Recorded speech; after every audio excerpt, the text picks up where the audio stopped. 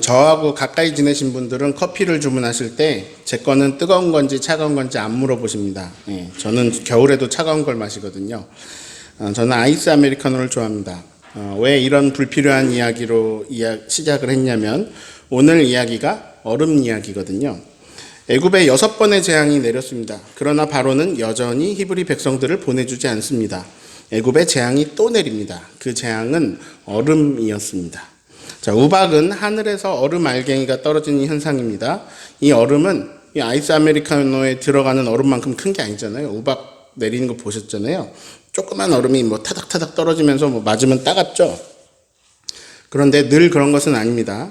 이 우박 사진을 보시면 제빙기에서 얼음을 꺼내서 막 뿌려놓은 듯한 모습입니다. 너무 크죠?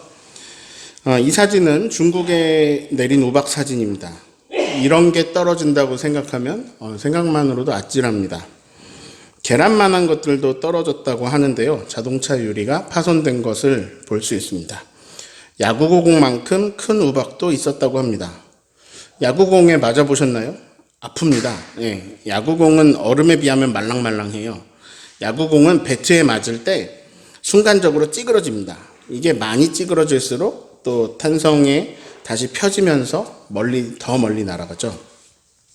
초등학생이 던진 야구공에 맞아도 아파요. 그 크기에 얼음에 맞으면 얼마나 아플까요? 하늘 높은 곳에부터 떨어진, 굉장히 빠른 속도로 떨어진 그 커다란 얼음에 맞으면 어떻게 될까요? 실제로 죽습니다. 네. 커다란 우박이 관측될 마다 안타깝게도 사망사고도 발생하고 있습니다. 조심해야 됩니다. 이 사진은 리비아에 내린 우박 사진입니다. 20cm짜리도 있었다고 해요. 2018년 아르헨티나에서는 23cm짜리 우박이 내렸다고 합니다. 이 좁쌀만한 우박이 내려도 피해가 막심한데요. 우박은 무서운 현상입니다. 모세의 18번째 시간입니다. 오늘 읽은 말씀을 이걸 요약하면 이렇습니다. 하나님이 말씀하십니다. 내 백성을 보내라. 안 보내면 우박을 내릴 거야. 바로는 안 보냅니다. 모세가 하늘을 향해 지팡이를 들자 우박이 내립니다. 너무 큰 피해가 발생하니까 바로는 꼬리를 내립니다. 모세와 아론을 불렀습니다. 백성을 보내줄게. 제발 우박만은 멈춰주게. 모세가 하나님을 향해 손을 펴니까 우박이 그쳤습니다. 그러자 바로는 다시 마음을 완악하게 하여 이스라엘을 보내주지 않습니다. 예, 지금 이런 패턴이 반복되고 있죠. 바로는 말씀을 거역합니다. 재앙이 내려요. 바로가 말씀을 듣겠다고 해요. 재앙이 끝납니다. 바로는 또 말씀을 거역합니다. 자, 이게 이제 계속 반복되다 보니까 애굽에 10가지 재앙이 내렸습니다 하고 넘어가는 경우가 많은데요. 그래서 아마 이제 이렇게 한 가지, 아니면 한두 가지 재앙으로 설교 듣는 일은 별로 없으셨을 거예요. 저도 이거 건너뛰고 싶기도 한데, 근데 이 말씀을 자세히 읽어보면 저 큰 틀에 가지고 가는데 계속 뭔가가 달라집니다. 조금씩 달라집니다. 그래서 지난주 두 글자 이름을 붙여서 설명을 드렸죠. 점점, 이렇게 말씀드렸어요. 점점, 변하는데 재앙의 강도가 좀 세지고 있습니다. 출애굽기는 해방의 이야기인데요. 자, 해방이 주제인데 그 가운데 나오는 또 중요한 주제가 있죠. 하나님을 알게 하신다. 하나님의 자기 계시. 자, 우박 재앙이 내리는 목적도 마찬가지입니다. 우리 14절에 빨간 부분을 같이 읽어볼까요? 온천하에 나와 같은 자가 없음을 내가 알게 하리라. 자, 재앙이 애굽에 내리는 이유가 뭐죠? 하나님 같은 자는 없다. 하나님 같은 분은 없다. 하나님 같은 신은 없다. 그것을 알게 하시죠. 자, 사실 하나님이요, 이렇게 길게 막 바로하고 씨름하실 필요가 없습니다. 하나님은 즉시 바로의 호흡을 거두어 가실 수도 있습니다. 그분이 호흡 주셔서 살아있는 거예요. 15절을 읽습니다. 내가 손을 펴서 돌림병으로 너와 내 백성을 쳤더라면 네가 세상에서 끊어졌을 것이나. 네, 만약에 고통받는 히브리 민족을 애굽에서 꺼내주는 것, 즉 해방, 이 해방만이 목적이라면 하나님이 바로를 얼마 동안 기절시키거나 아니면은 힘을 못 쓰게 만들거나 그런 방법들이 있을 수 있습니다. 그런데 16절에요. 재밌는 표현이 나와요. 하나님 바로한테 뭐라고 하시냐면요. 내가 너를 세웠다. 이렇게 말씀하십니다. 왜일까요? 16절 읽어볼까요? 내가 너를 세웠음은 나의 능력을 너에게 보이고 내 이름이 온 천하에 전파되게 하려 하였음이니라. 자, 애굽의 요술사들이요, 하나님을 알게 하는 걸 방해했어요. 근데 그러다가 세 번째 재앙부터는요, 하나님을 알게 하는 통로가 되었어요. 오히려 바로는 지금 하나님께 거역하고 있습니다. 근데 거역하면 계속 거역할수록 하나님이 내리시는 재앙이 강해지고요. 그러면서 사람들은 점점 더 하나님의 더 큰 권능을 보게 됩니다. 바로가 만약에 뭐 두세 번째 재앙 정도에서 회개하고 하나님 말씀 들었다면, 백성을 보냈다면 세상은 하나님의 더 큰 권능들을 보지 못했을 겁니다. 그런데 지금 최강대국 애굽, 그 최강대국 애굽의 제국의 그 왕 바로를 통해서 여호와 하나님의 이름이 알려지고 있습니다. 소문이 멀리 퍼지고 있습니다. 그래서 이 소문 계속 뻗어나가서 나중에 여리고 땅에 사는 이방 여인 라합이 정탐꾼을 숨겨주면서 이렇게 말하죠. 우리가 여호와 하나님께서 행하신 일을 듣고 간담이 다 녹았습니다. 마음이 녹아내리고요, 우린 정신을 잃었습니다. 하나님 여호와는 하늘에서도 땅에서도 하나님이십니다. 이 여호수아 2장의 라합의 말이에요. 자, 제가 하는 일이 뭐죠? 제가 하는 일은 하나님을 알게 하는 일입니다. 그런데 저는 뭐 별로 유명하지도 않고 큰 영향력이 없어요. 자, 바로는 하나님을 알게 하고자 하는 마음이 없습니다. 그러나 그를 통해서 온 세상이 하나님을 알게 되는 일이 일어나고 있어요. 바로는 반대 방법으로 하나님을 알리는데 1등 공신이 되어가고 있습니다. 재밌는 결론이네요. 하나님께 순종해도 하나님을 알게 하는 일을 합니다. 그리고요, 하나님을 거역해도 하나님을 알게 하는 일을 합니다. 결국 하나님을 알게 됩니다. 하나님의 뜻은 인간이 꺾을 수가 없습니다. 하나님 나라는 인간이 멈추거나 방해할 수 있거나 한 것이 아닙니다. 하나님이 히브리 백성을 보내지 않으면 우박을 내리실 거다라고 하셨는데요. 근데 이제 그냥 우박이 아니고 18절에 그 우박을 수식하는 말이 나옵니다. 자, 어떤 우박을 내리신다고요? 무거운 우박. 자, 무거운 우박이 내리면 어떨까요? 다섯 번째 재앙이 뭐였냐면 전염병이었어요. 그때부터 죽음이 등장하기 시작했습니다. 자, 전염병으로 가축이 죽었죠. 그런데 사람은 안 죽었어요. 자, 가축이 죽었어요. 그러면서 생명의 주관자가 하나님이신 것이 알려지게 됩니다. 깨달아가게 돼요. 자, 여섯 번째 재앙에선 가축에게만 재앙이 내렸는데, 다섯 번째는 가축에 내렸고, 여섯 번째 재앙은 가축에게도 내리면서 사람에게까지 내렸습니다. 악성 종기가 사람들에게 막 생기고 요술사들에게 생겼죠. 그러나 그게 사람의 목숨을 위협한 건 아닙니다. 일곱 번째 재앙은, 이 무거운 우박은요, 생명까지 위협합니다. 이 사람이 우박을 맞으면 어떻게 될까요? 죽습니다. 동물도 맞으면 죽어요. 그래서 온 애굽이 다 장례식장이 되는 일입니다. 이거 너무너무 무서운 재앙입니다. 네 번째 파리 재앙부터 이 무서운 재앙들이요, 고센 땅에는 안 일어나요. 왜 그렇죠? 거기는 히브리 사람들이 살고 있습니다. 즉, 이 재앙들이 자연적으로 발생한 게 아니라 어떤 존재가 주관하고 계시다라는 건데, 고센 땅에 재앙이 안 일어나는 걸 보면 그 주관자가 히브리 사람들의 하나님 여호와시라는 것을 누구나 계속 깨달아 가게 되는 거죠. 문제는 하나님을 알게 된다고 하나님을 다 따르는 건 아니라는 겁니다. 왜냐하면 사람은요, 그동안 살아온 걸 버리는 게 되게 힘들거든요. 그동안 애굽신을 섬겼으면 하나님을 알게 되었어도 애굽신을 계속 섬기면서 사는 거예요. 여태까지 문화, 어떤 관습, 어떤 인간관계들, 그리고 뭐 사회적으로 형성된 상식들, 이런 게 다 거기에 맞춰서 형성되어 있으니까요, 이걸 버리는 게 되게 쉽지가 않습니다.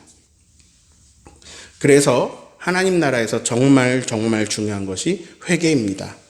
회개는 방향전환입니다. 여태까지 살아온 게 틀린 거라면, 이 방향이 틀린 방향이라면 거기서 돌아서는 것입니다. 하나님 나라 방향으로 돌아서는 거예요. 좀 정리를 해보면요. 두 가지 일이 일어납니다. 1번하고 2번이에요. 하나님을 알게 하십니다. 모세를 통해서, 온갖 통로를 통해서, 재앙을 통해서, 심지어 바로를 통해서 하나님을 알게 하십니다. 그래서요, 결국 하나님을 알게 됩니다. 자, 여기까지는 비슷합니다. 그런데 여기서부터가 달라요. 3번과 4번으로 나뉩니다.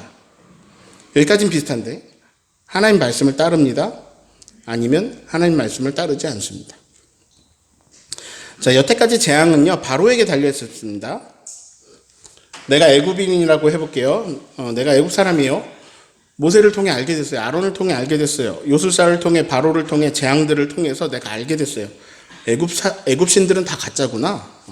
이거 그냥 인간이 창작해낸 신들이구나. 이거 실제 신이 아니구나.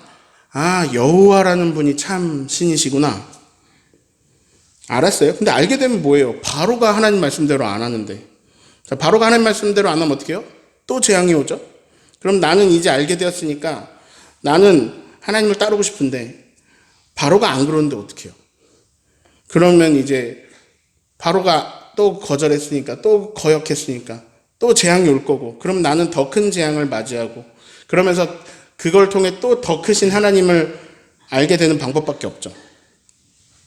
그런데요, 이번엔 좀 다릅니다. 하나님이 바로에게 19절로 말씀을 하시는데요. 이 내용이 뭐냐면 이런 거예요.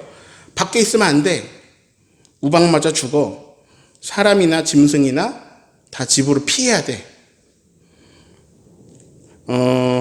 애굽 사람들한테 기회를 주는 거예요. 피해야 돼.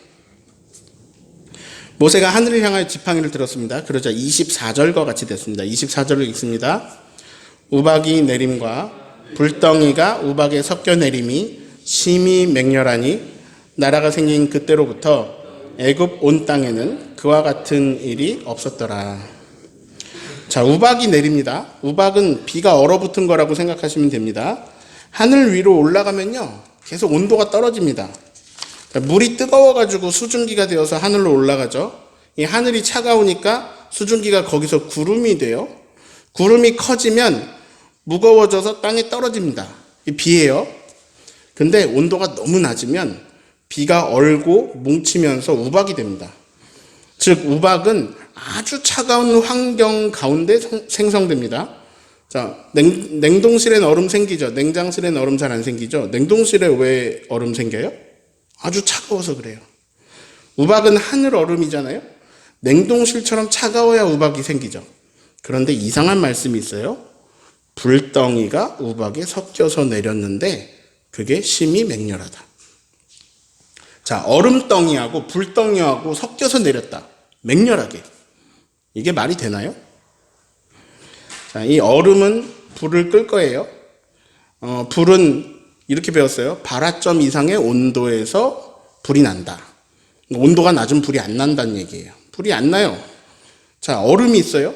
불이 안 붙을 거예요. 그러니까 얼음이 불을 꺼버릴 거고. 자, 그럼 불은요? 불은 얼음을 녹일 거예요. 그러면 내려오는 동안 우박의 크기가 작아지거나 아니면 녹아서 비로 변할 거예요. 자, 얼음이 불을 끄거나 불이 얼음을 녹이거나, 자, 이게 상식적입니다. 그런데 이 두 가지가 같이 내립니다. 무슨 말일까요? 자연현상이다, 아니다? 아니다. 이게 자연현상이 아니고 그럼 뭐예요? 하나님이 주관하시는 어떤 일인데, 자, 그렇다면 히브리 사람의 하나님 여호와가 주관하신 일이라면 그러면 고센 땅에는 우박이 내려야 될까요? 거긴 안 내려야 될까요? 26절을 같이 읽습니다. 이스라엘 자손들이 있는 그곳 고센 땅에는 우박이 없었더라. 네, 이거는요, 명백하게 하나님께서 주관하신 일입니다. 명백히 바로에게 경고하신 그대로 내리시는 심판입니다. 자, 하늘에서 우박이 막 떨어집니다. 불덩이가 떨어집니다. 애굽에서 하늘을 주관하는 신은 누트입니다. 대지의 신 게브는 우리 세 번째 재앙, 이재앙에서 이미 신뢰를 잃었어요. 네 번째 재앙이죠. 이 재앙에서 이 땅의 티끌이 이가 되는 재앙. 네 번째 재앙에서 이 게브가 하나님께 패하는 걸 우리가 알았어요. 근데 이제 대기의 신 누트, 이게 불우박이 막 떨어지고 있는데요. 전혀 손을 못 쓰고 있습니다. 왜냐하면 실체가 없으니까요. 여호와 하나님 앞에 모든 신은 다 가짜로 판명나고 있습니다. 게다가 우박과 불덩이가 막 내리면서 큰 문제가 생겼어요. 여기가 큰 문제인데 식량 문제입니다. 자, 현대에도 우박의 피해는 농산물에 많이 가거든요. 그런데 아까 하나님 바로한테 뭐라 그러셨냐면요. 사람들, 짐승들 피해라. 집으로 대피해라 이랬어요. 그런데 대피시키지 못하는 존재들이 있어요. 식물들입니다. 식물이 뭐 발이 달리지도 않았고 그 많은 식물을 다 뜯어다가 집안에 심을 수는 없잖아요. 우박의 진짜 무서움은요. 식물들이 많이 죽은 것입니다. 25절을 같이 읽습니다. 우박이 애굽 온 땅에서 사람과 짐승을 막론하고 밭에 있는 모든 것을 쳤으며 우박이 또 밭의 모든 채소를 치고 들의 모든 나무를 꺾었으되. 네, 이것은 풍요의 신 이시스, 이시스가 하나님 앞에 아무것도 아닌 것이 드러나는 일이 되었습니다. 그리고요, 곡물을 주관하시는 곡식의 신 세트, 그 세트 또한 이제 아무것도 아닌 것이 되었습니다. 그러니까 이게 맹렬한 우박 앞에 나무가 꺾이고 채소가 다 들어눕고요. 애굽의 신들은 무너집니다. 자, 우박만 온 게 아닙니다. 우레소리가 났다라고 기록되어 있어요. 천둥소리라고 생각하시면 되겠습니다. 그 소리가 얼마나 큰지, 얼마나 무서운지 경험하셨을 겁니다. 막 무서운 천둥소리에 무거운 우박이 막 떨어지는 소리, 나무가 꺾이고 대피하지 못한 생명들이 쓰러지는 소리, 그 공포에 지금 다 그 온 애굽이 공포에 빠지게 됩니다. 그런데 진짜 무서운 거는요, 지속성이에요. 무슨 말이냐?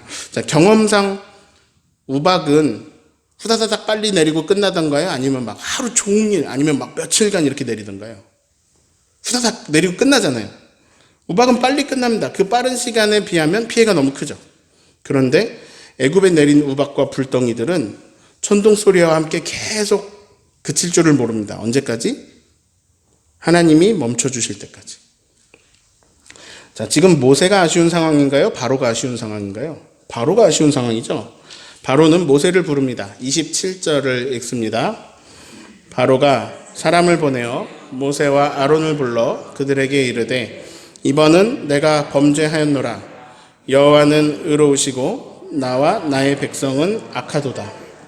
바로가 두 손 들고 항복합니다. 처음으로 이런 고백을 했습니다. 여호와는 의로우시고 나와 나의 백성은 악하도다. 세번역 성경으로는 이렇습니다. 주께서 오르셨고 나와 나의 백성은 옳지 못했다. 자, 이런 고백을 회개라고 부릅니다. 나의 악함을 돌아보고 하나님의 의로우심을 알고 하나님의 선하고 의로우심을 향해 방향을 바꾸는 겁니다. 그런데 안 붙여도 될 말을 붙여가지고 진정성이 좀 떨어집니다. 이번은 내가 죄를 지었다. 아니, 여태까지 계속 죄를 지었거든요. 가축들이 죽고 사람들이 죽고 논밭에 식물들이 사라져 가니까 그건 멈춰야겠는데, 근데 또 지난날의 잘못은 인정하기 싫고, 그래서 웃기는 말을 하고 있죠. 이번은 내가 죄를 지었다. 모세는 바로에게 우박을 굳혀주겠다고 말합니다. 29절을 읽습니다. 모세가 그에게 이르되 내가 성에서 나가서 곧 내 손을 여호와를 향하여 펴리니 그리하면 우레소리가 그치고 우박이 다시 있지 아니할지라. 세상이 여호와께 속한 줄을 왕이 알리이다. 자, 왕은 아십시오. 세상이 여호와께 속한 것을 왕은 아십시오. 자, 이 빨간색으로 표현한 걸요, 다르게 9글자로 표현하면 어떻게 될까요? 하나님이 주인이시다. 네. 세상의 주인은 하나님이시다.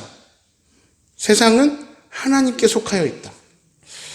우박이 내리는 것을 통해 또 그 우박이 그치는 것을 통해 온 세상이 하나님께 속한 것을 알게 되는 거죠.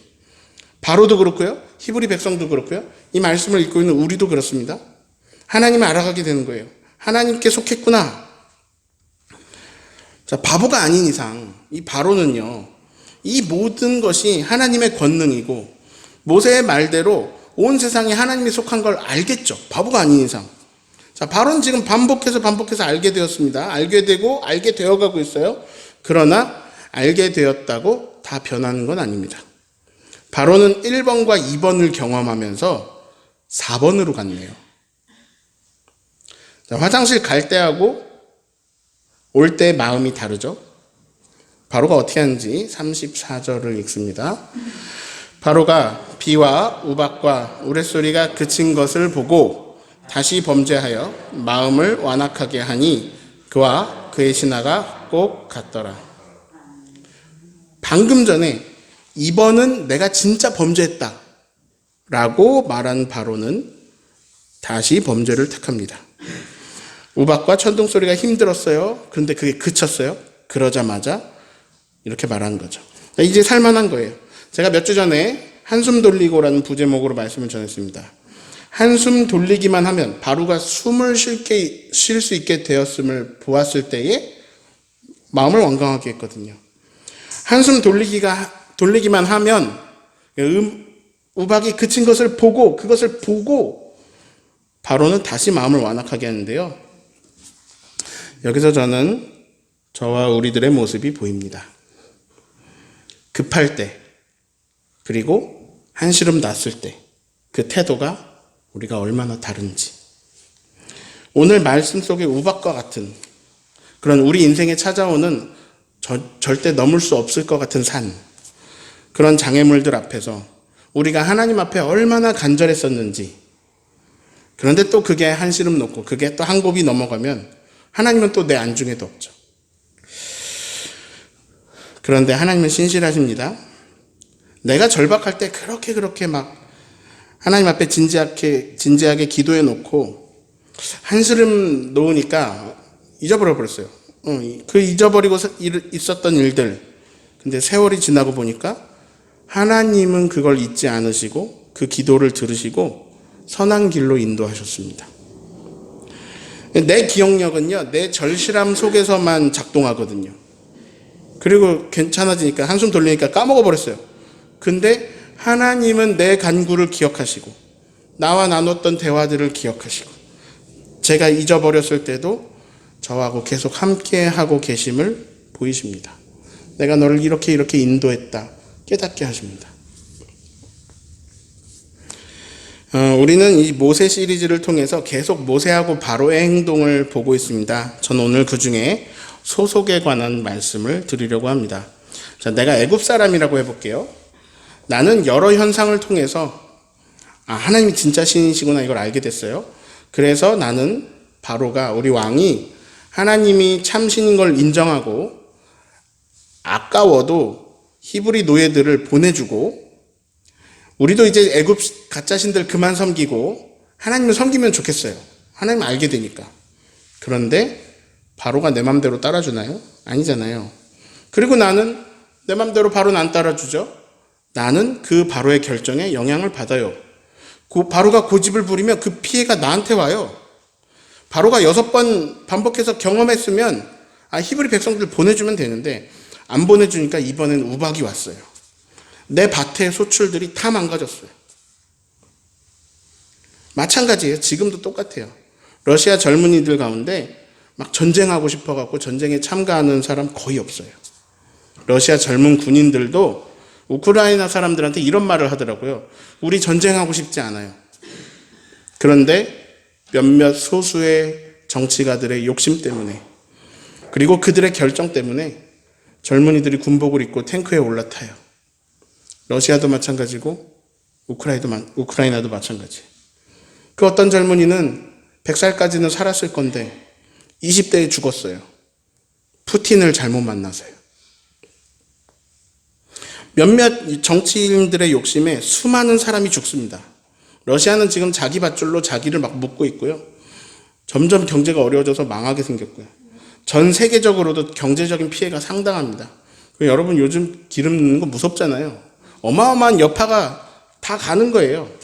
즉 내가 하나님 나라의 반대 방향으로 가면 그 악한 열매가 수많은 타인에게 돌아갑니다. 제가 이거를요 어떤 줄에 설 거냐 이렇게 표현했는데요. 팁을 드리면 가장 강한 쪽에 줄 서야 됩니다. 제일 강한 것은 제국 애굽이 아닙니다. 우박과 불덩이를 한 번에 내리시는 것이 아무 일도 아닌 하나님 편에 서야 됩니다. 그게 현명한 겁니다. 사람의 제국은 무너집니다. 하나님 나라만이 영원합니다. 그래서요, 하나님 나라에 줄 서야 됩니다. 하나님 나라를 바라봐야 돼요. 그게 현명한 거예요. 모세 옆에 있는 히브리 사람들, 백성들 볼까요? 바로 옆에 있었더니 우박 맞았어요. 모세 옆에 있는 히브리 백성들 볼까요? 애굽에 우박이 내리는데요, 고센에 안 내립니다. 히브리 백성들이 뭘 되게 잘한 게 없어요. 뭘 잘하고 그런 거 없는데 모세 옆에 붙어 있다 보니까 좋은 일이 있네요. 자, 히브리는 지금 노예예요. 이 노예들은 온갖 재앙 가운데 마음이 편안합니다. 근데 애굽 사람들은 자기들이 주인인 줄 알고 주인 행세하고 있었는데, 그러나 진짜 주인께서 잠시 움직이시니까 제국을 세워놓은 상태에서도 재앙 속에 괴롭습니다. 그냥 간단하게 말할게요. 내가 바로가 되면 내 옆에 있는 사람들도 같이 망하게 만듭니다. 내가 모세가 되면 내 옆에 있는 사람들도 같이 흥하게 만듭니다. 그래서요, 모세가 되시길 바라고요. 또 주변에 모세 같은 사람이 보이면 그 사람하고 가까이 지내려고 애쓰세요. 옆에 있으면 좋은 거 떨어집니다. 주변에 바로 같은 사람이 보이면 멀리 하시고 떠나세요. 악한 열매를 같이 공유하게 됩니다. 그런데 억울하지 않습니까? 다른 사람에 의해 결정되는 내 인생이 이거 억울하지 않아요? 내가 잘못해가지고 내가 잘못되면 억울하진 않을 건데, 우리나라 왕이 잘못해가지고 내 가축이 우박 맞아 죽으면 이거 너무 화나고 억울하잖아요. 그런데 7째 재앙에서는요, 하나님이 애굽 사람들에게도 선택권을 주셨습니다. 하나님을 알게 된 사람들이 막 생겼습니다. 그들에게 하나님은 기회를 주십니다. 우박을 내릴 거야. 사람들과 짐승들은 집 안으로 대피해. 자, 그때 대피시킨 사람들이 있었습니다. 그리고 대피시키지 않은 사람들이 있습니다. 핵심은 바로 거기 있습니다. 둘 다 똑같은 경고를 받았습니다. 저는 오늘 설교 부제목을 말씀을 이라고 지었습니다. 자, 하나님은요, 하나님을 알게 하십니다. 막 바로를 통해서까지 하나님을 알게 하세요. 그래서 하나님을 알게 됩니다. 자, 1, 2번까지는 같이 와요. 그런데 어떤 사람은 3번으로 가고요, 어떤 사람은 4번으로 갑니다. 자, 이 3번하고 4번의 차이가 뭐예요? 말씀을 따랐다, 따르지 않았다. 이게 3번하고 4번의 차이죠. 이 차이는요, 모든 세대, 모든 인류, 모든 상황, 대입해도 다 성립되고요. 또 특정 시대, 특정 상황, 특정 상황 속의 사람들에게 적용해도 이 차이가 성립됩니다. 오늘 우박재앙이라는 상황 속에 이 애굽 사람들에게서도 이 차이가 나타났습니다. 20절, 21절 읽습니다. 바로의 신하 중에 말씀을 두려워하는 자들은 그 종들과 가축을 집으로 피하여 들였으나 여호와의 말씀을 마음에 두지 아니하는 사람들은 그의 종들과 가축을 들에 그대로 주었더라. 대피시킨 사람이 있고요, 그냥 들에 둔 사람이 있습니다. 다시 한번 차이를 보실 건데요, 빨간색, 파란색을 보실게요. 말씀을 두려워하는 자들은 대피시켰어요. 그리고 말씀을 마음에 두지 아니한 사람은 그대로 뒀어요. 이 두 절을 같이 볼까요? 두려워한 사람들은 말씀을 그 앞엔 여호와이고, 여호와의 말씀을 두려워한 사람들은 대피시켰어요. 이 말씀을 마음에 두지 않는 사람들은 들에 놔뒀어요. 자, 말씀을 따르지 않은 것부터 4번부터 볼게요. 4번부터.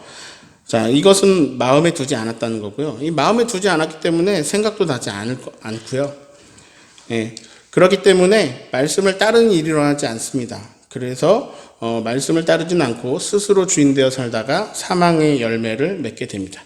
자, 그럼 말씀을 따르는 사람들을 볼까요? 말씀을 따르는 사람들은, 자, 애굽 사람들이요, 아직 하나님을 믿는 건 아니에요. 근데 알게 됐어요. 여러 가지를 통해 우박을 내릴 거라는 말씀을 들으니까요, 두려워졌어요. 그래서 대피하라 그 말씀을 마음에 둡니다. 마음에 두니까 계속 생각이 나죠. 그걸 실천합니다. 그 말씀을 따릅니다. 구원이 임합니다. 네. 자, 시편 119편 11절. 주의 말씀을 내가 내 마음에 두었나이다. 예수님이 12살에 예수님 잃어버렸다가 성전에서 찾은 일이 있어요. 그때 예수님이 이런 말을 합니다. 제가 아버지의 집에 있어야 하는 것을 알지 못하셨어요? 이렇게 말씀을 해요. 그때 어머니 마리아는요, 그 말이 무슨 말인지 이해를 못했어요. 그렇지만 그 말씀을 마음에 두었다. 이렇게 기록되어 있습니다. 그리고 훗날 그 마음에 둔 말씀을 나중에 기억해서 깨닫고 이해하게 되죠.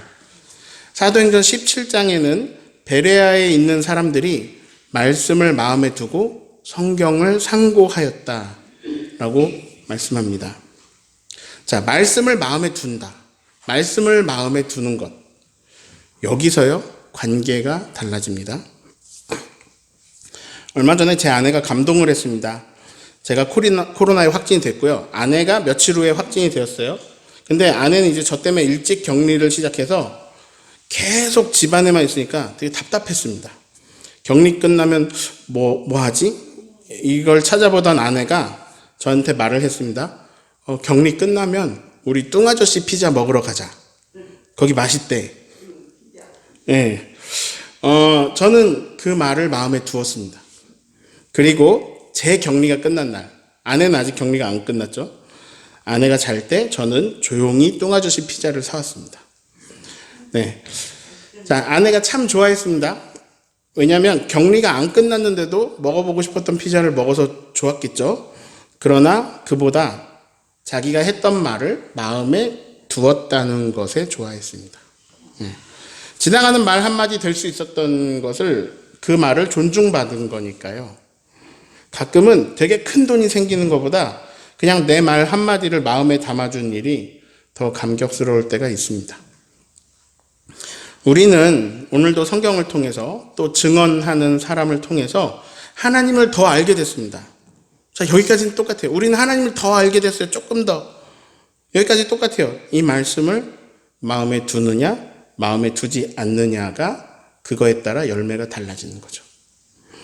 아직 하나님을 본격적으로 믿지 않는 애굽인들, 하나님 말씀을 마음에 둔 사람들은요, 그 무서운 부르박의 맹렬함 속에서도 가족들을 지키고 가축들을 지키고 종들을 지켰습니다. 식물은 못 지켰어요. 식물은 못 지켰지만, 그렇지만 모든 식물이 다 죽은 건 아닙니다. 이제 막 올라온 식물들은 지금 이미 자란 식물들은 죽었고요.